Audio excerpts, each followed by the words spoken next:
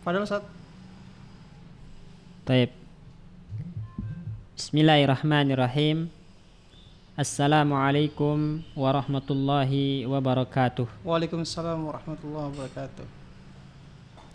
Innal hamdalillah nahmaduhu wa nasta'inuhu wa nastaghfiruh wa na'udzu billahi min syururi anfusina wa min sayyiati a'malina. May yahdihillahu fala mudhillalah wa may yudlil fala hadiyalah. Wa asyhadu an la ilaha illallah wahdahu la syarikalah wa asyhadu anna Muhammadan abduhu wa rasuluh. Allahumma salli wa sallim ala nabiyyina Muhammadin wa ala alihi wa ashabihi wa man tabi'ahum bi ihsanin ila yaumiddin wa ba'du. Rabbana 'allimna bima yanfa'una wanfa'na bima 'allamtana ya rabbal alamin. Allahumma inna nas'aluka ilman nafi'an wa rizqan tayyiban wa 'amalan mutaqabbala. Rabbana 'allimna bima yanfa'una wanfa'na bima 'allamtana ya rabbal alamin. Rabbi syrah li sadri wa yassir li amri wahlul 'uqdatam min lisani yafqahu qawli. Taib ikhwatal iman, a'zani Allah wa iyyakum. Insyaallah sore hari ini kita lanjutkan kembali pembahasan kitab Muqaddimah Ajurrumiyah yang ditulis oleh Ibnu Ajurrum rahimahullahu taala, dan insyaallah kita masuk ke bab baru yaitu babul i'rabi, bab tentang i'rab. Taib, tafadhal Mas Manta, ikra. Taib Ustaz. Bismillah. Babul i'rabi. Al-i'rabu huwa taghyiru awakhiril kalimi li ikhtilafil awamil ad-dakhilati 'alayha lafdhan aw taqdiran wa aqsamuhu arba'atun: raf'un wa nasbun wa khafdun wa jazmun. Falil asma'i min dhalika ar-raf'u wan nasbu wal khafdu wala jazma fiha, walil af'ali min dhalika ar-raf'u wan nasbu wal jazmu wala khafdu fiha. Baik. Berkata di sini Ibnu Ajurrum rahimahullahu taala, ikhwatal iman, babul i'rabi, bab pembahasan tentang i'rab. Ya.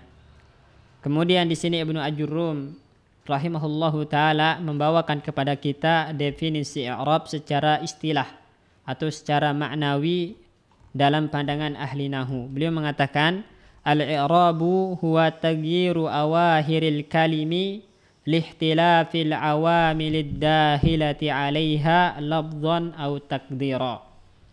I'rab itu adalah perubahan akhir atau keadaan akhir sebuah kata atau kalim, ini jamak dari kalimat. Perubahan akhir kata-kata disebabkan adanya amil-amil yang masuk kepadanya secara lafaz atau takdir, ya.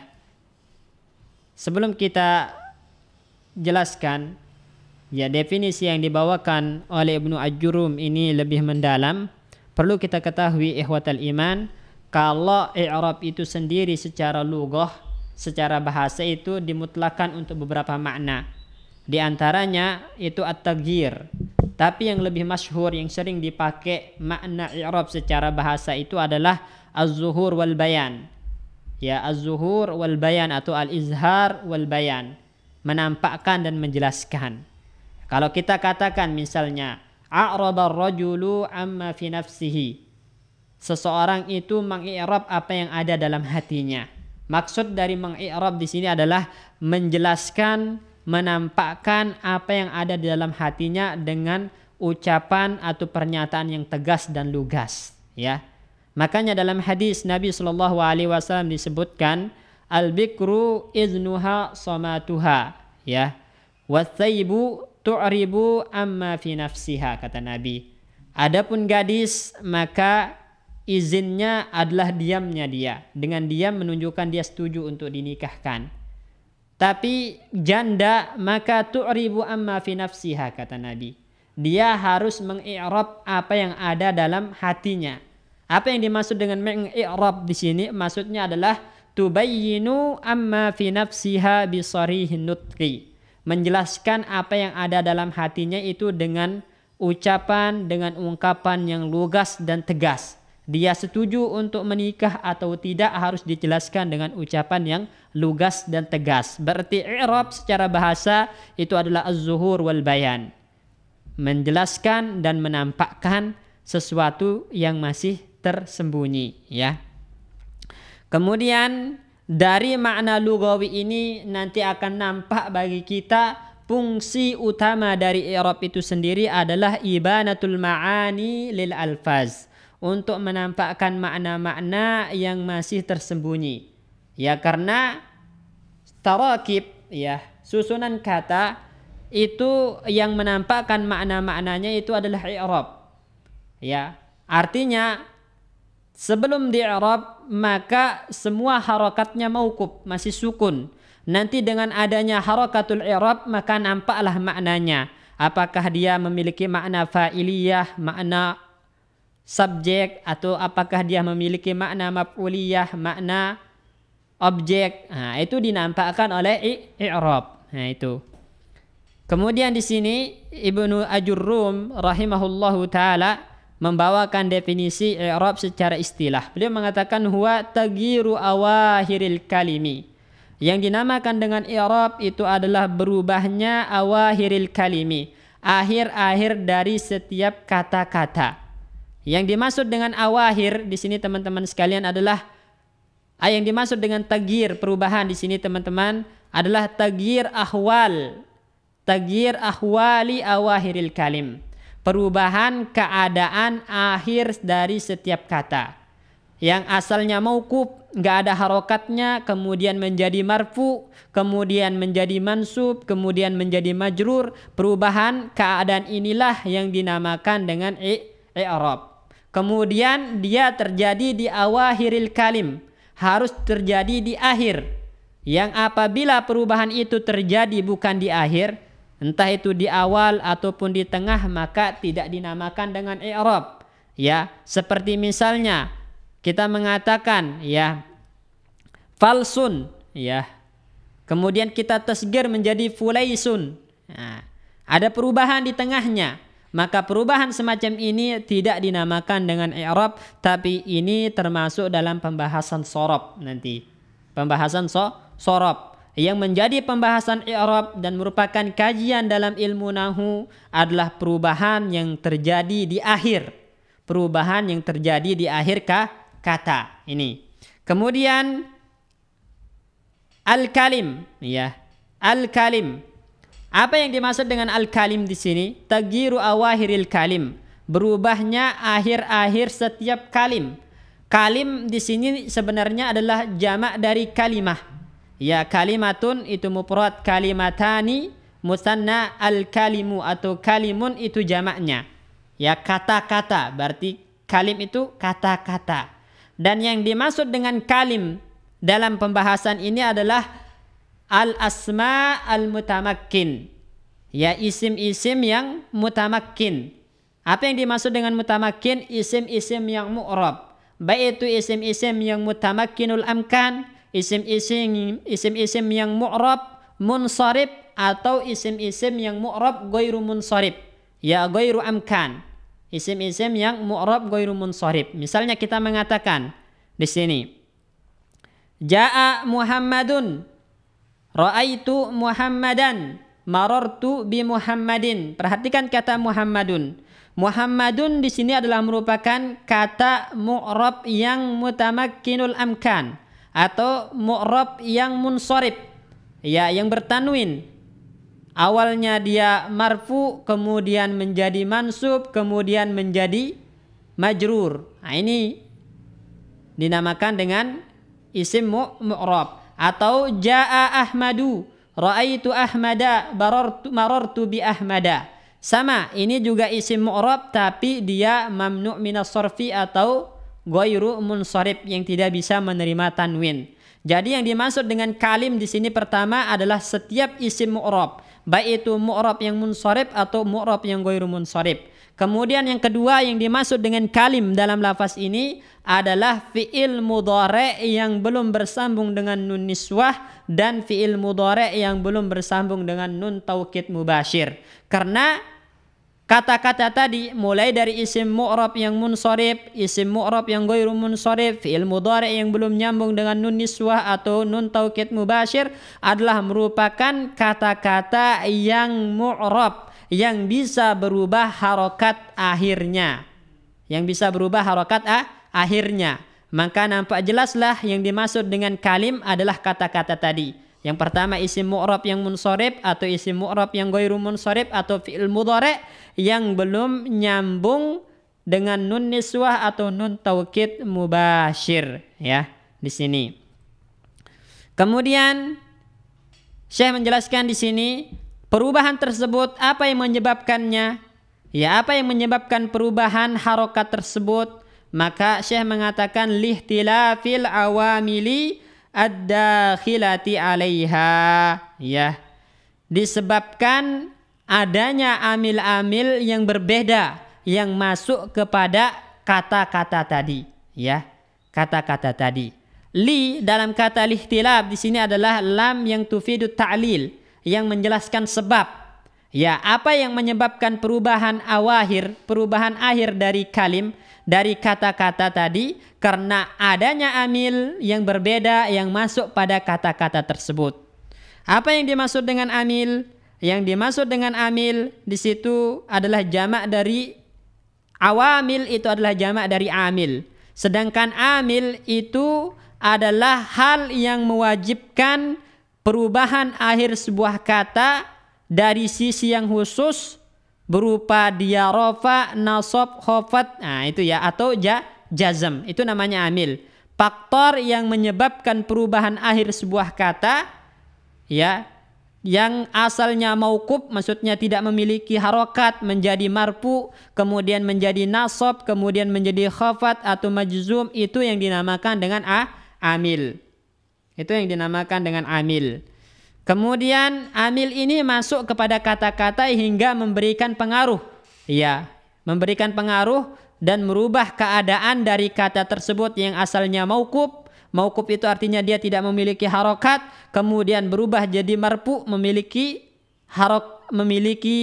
harokat rafa, atau memiliki harokat nasab, atau memiliki harokat khafat, atau memiliki harokat jazm, tergantung amil yang masuk kepada dia nanti. Ya, kemudian lafzan au taqdiran, baik amil ini secara lafaz atau secara takdir. Sebenarnya lafzan au taqdiran di sini bisa kembali kepada amil atau bisa kembali kepada takdir. Ya, kalau kita katakan lafzan wa taqdiran au takdiran ini adalah hal yang kembali kepada takdir, maka perubahan akhir kalim itu bisa perubahan yang secara lafaz atau perubahan yang secara takdir. Misalnya perubahan yang secara lafaz tadi seperti Ja'a Muhammadun, ra'aitu Muhammadan, marartu bi Muhammadin. Ini perubahan harokat akhir yang malfuz, yang dapat dibaca. Ya, perubahan secara lafaz dari rafa Muhammadun berubah menjadi Muhammadan, ke nasab berubah menjadi Muhammadin, ke khafat, dan perubahannya dibaca. Ini namanya taghyir awahiril kalim lafzan, secara lafaz perubahannya. Atau ada yang perubahannya itu takdiran, ya takdiran, dan itu terjadi pada isim mankus misalnya atau isim maksur. Nah, misalnya kita mengatakan misalnya Ja'at Salma, Ja'at Salma, Salma nama wanita ya.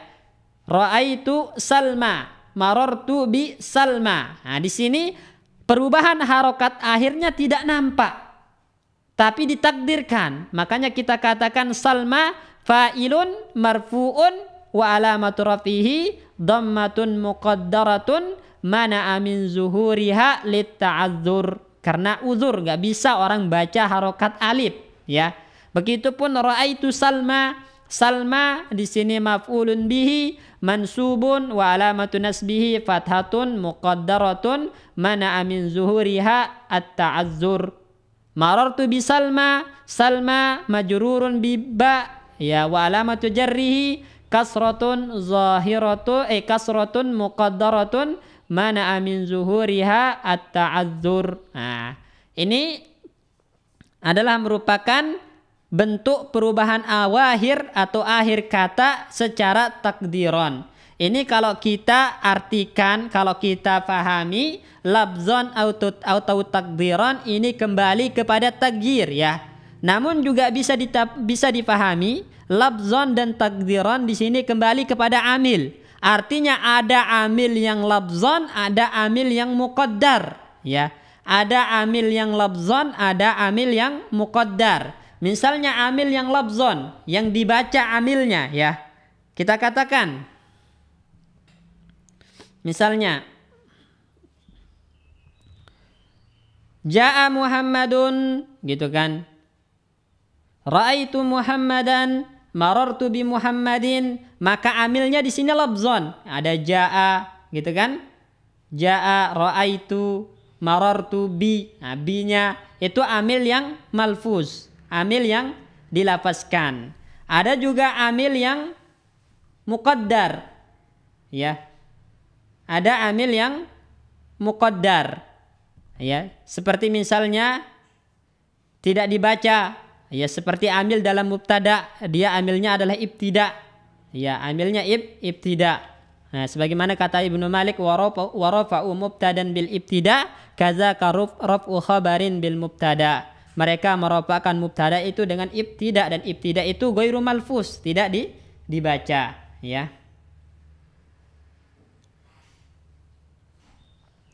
Ini kalau kita kembalikan ya labzan wa takdirannya ke amil ya, ke amil ya. Jadi kesimpulannya i'rab itu adalah perubahan akhir. Yang dimaksud dengan perubahan akhir di sini adalah perubahan keadaan dari kata tersebut yang asalnya mauquf kemudian menjadi marfu, kemudian menjadi mansub, kemudian menjadi majrur. Kemudian apa yang menyebabkan perubahan ini? Adanya awamil. Adanya awamil, adanya amil-amil yang masuk kepada kata tersebut, yang mana amil ini bisa secara lafaz atau secara takdir, atau perubahan itu bisa secara lafaz atau bisa secara takdir. Dan au di sini bukan untuk tardid atau lisyak ya. Au di sini bukan untuk syak atau tardid ya, namun au di sini fungsinya adalah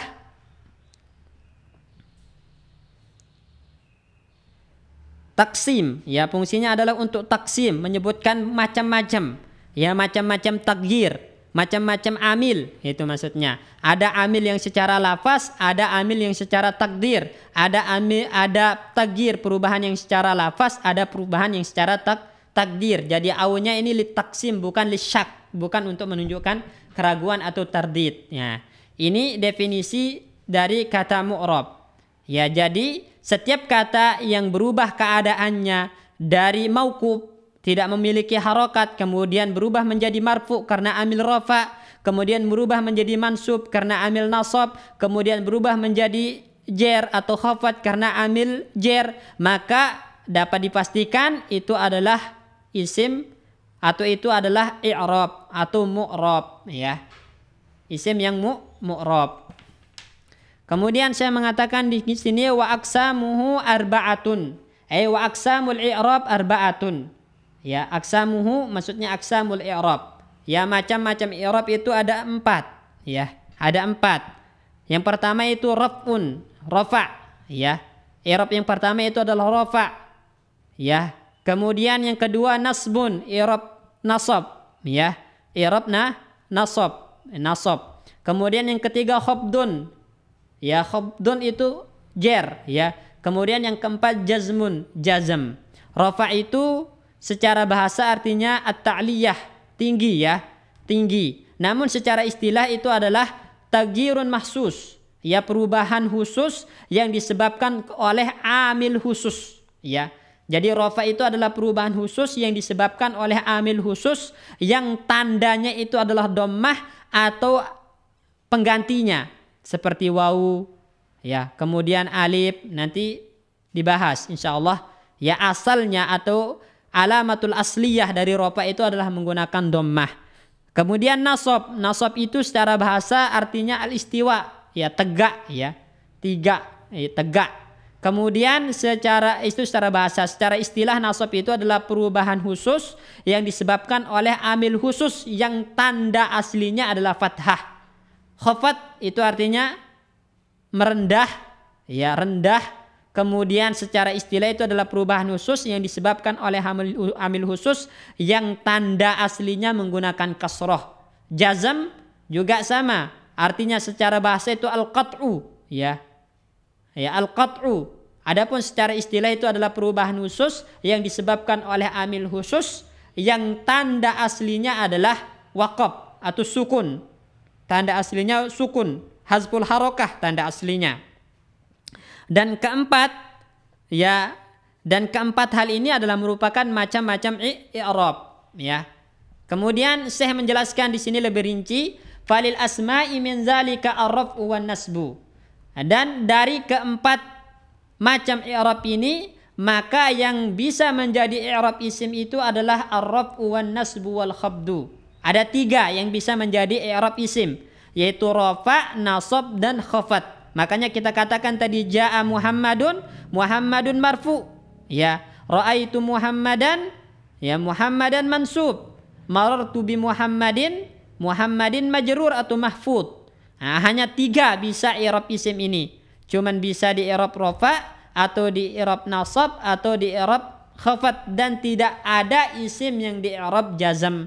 Makanya saya mengatakan wala jazma fiha, dan tidak ada isim yang di i'rab jazm, ya. Kemudian walil af'ali min dzalika ar-raf'u wan nasbu wal jazmu. Dari keempat i'rab ini untuk fi'il berlaku 3 i'rab. Pertama ar-raf'u, kemudian an-nasbu, kemudian al-jazmu. Jadi hanya 3 i'rab yang berlaku pada fi'il, sama seperti di isim hanya 3 i'rab yang berlaku pada isim, ya. Yang pertama di fi'il itu rafa, yang kedua nasab, yang ketiga jazm. Wala khabdha fiha, dan tidak ada yang namanya fi'il majrur. Ya, tidak ada yang namanya fi'il majrur atau mahfud, ya. Makanya Ibnu Malik mengatakan warraf'a wan nasba ja'alan i'raba lismin wa fi'lin nahwulan ahaba wal ismu qad khussisa bil jarri kama qad khussisal fi'lu bi an yanjazima. Warraf'u wan nasba ja'alan i'raba. Rafa dan nasab itu jadikan dia i'rab. Ya, untuk apa? I'rab untuk isim dan fi'il. Ya, kemudian isim itu dikhususkan i'rabnya dengan jar, sebagaimana fi'il dikhususkan i'rabnya dengan jazm. Berdasarkan penjelasan Ibnu Malik ini dapat disimpulkan i'rab yang masuk pada isim itu 3, rafa, nasab dan khafat. Begitupun i'rab yang masuk kepada fi'il itu 3, rafa, nasab dan jazm. Tidak ada jazm dalam isim dan tidak ada khafat dalam fi'il. Karena khafat itu adalah merupakan i'rab khusus isim, begitupun jazm adalah merupakan i'rab khusus fi'il. Nah, ini yang dijelaskan oleh Ibnu Ajurrum rahimahullahu taala di sini, ya. Dan insyaallah sahal ya bagi teman-teman yang pernah belajar, punya dasar tentang macam-macam i'rab, ya. Kemudian i'rab apa aja yang masuk pada isim, i'rab apa aja yang masuk kepada fi'il, ini adalah hal yang mudah insyaallah. Dan ini termasuk perkara yang mujma' alaih, ya. Kalau isim itu cuma bisa di i'rab dengan 3 i'rab, rafa, nasab dan khafat. Ya, begitupun fi'il cuma bisa di i'rab dengan 3 i'rab, yaitu rafa, nasab dan jazm. Ya, jazm. Ya, tidak ada khafat dalam fi'il sebagaimana tidak ada jazm dalam isim, ya. Dalam isim. Adapun fi'il yang seperti apa yang bisa di-i'rab dengan rafa, nasab dan jazm, maka tentu fi'il yang mu'rab. Fi'il mu'rab itu apa? Fi'il yang mu'rab itu apa? Udah kita jelaskan tadi ketika membahas tentang maksud dari al-kalim tadi. Awahiril kalim, apa yang dimaksud dengan kalim di sini? Udah kita jelaskan sama antum tadi, yang dimaksud adalah isim mu'rab, baik itu yang munsharif atau ghairu munsharif, dan yang dimaksud juga adalah fi'il mudhari' yang tidak kemasukan nun taukid atau nun niswah. Maka fi'il yang memiliki i'rab rafa, nasab dan jazm adalah Nun adalah fi'il mudhari' yang tidak bersambung dengan nun niswah atau nun taukid. Ya, masuk juga nanti yang bisa di-i'rab dengan jazm adalah fi'il amr dalam mazhabnya Kufah. Berbeda dengan mazhabnya Basrah, maka fi'il amr itu mabni ala ma yujzamu bihi, sesuai dengan tanda jazmnya. Wallahu a'lam. Nah, ini pertemuan saat ini. Insyaallah pada pertemuan selanjutnya kita masuk ke bab ma'rifatu alamatil i'rab, yang mengenal tanda-tanda i'rab. Kalau tadi macam-macam i'rab, selanjutnya insyaallah kita akan kenal atau pelajari tentang tanda-tanda i'rab. Tanda-tanda i'rab rofa itu apa aja? Tanda-tanda i'rab nasab itu apa aja? Kemudian tanda-tanda i'rab itu terjadi di isim apa aja? Nah, itu nanti kita pelajari insyaallah. Syukran ala husni istima'ikum. Lakum minni jazilu syukri wa minallahi azimul ajar wa billahi taufiq wal hidayah. Wassalamualaikum warahmatullahi wabarakatuh.